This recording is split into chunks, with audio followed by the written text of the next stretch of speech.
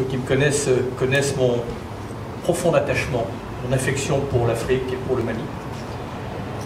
Parce que je sais ce que notre pays, dans l'histoire, doit à l'Afrique. Et je ne l'oublie jamais. Une fois dit ça, dans un monde qui a une espèce de propension à dresser des murs, plutôt qu'à tisser des liens, l'initiative que vous portez ensemble, c'est une initiative qui rapproche, qui n'éloigne pas. J'ai toujours considéré qu'on vivait un paradoxe d'un monde qui s'est brutalement connecté, mais qui ne s'était pas encore relié. Eh bien, par cette initiative aussi, je pense qu'on se relie et surtout, on s'apporte mutuellement ce que l'on a de meilleur, et notamment quelque chose qui est tourné vers l'avenir et non pas tourné vers le passé. Ne faites pas l'erreur que nous avons faite.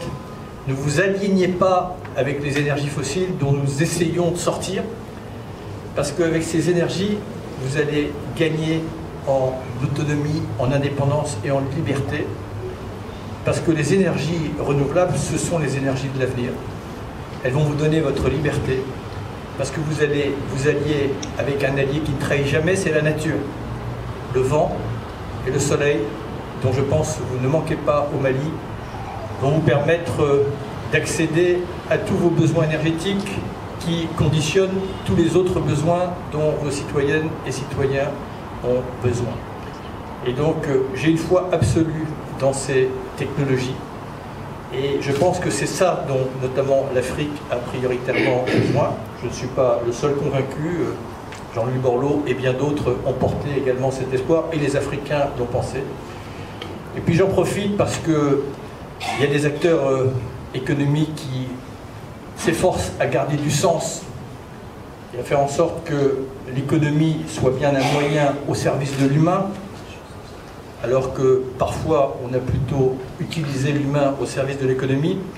Et bien cette entreprise, je vous rassure, je n'en suis ni actionnaire, ni ambassadeur, ni salarié, donc je peux me permettre de parler librement. C'est une entreprise qui a du sens et qui est tournée effectivement vers le XXIe siècle et non pas tournée vers le XXe et encore moins vers le XIXe siècle.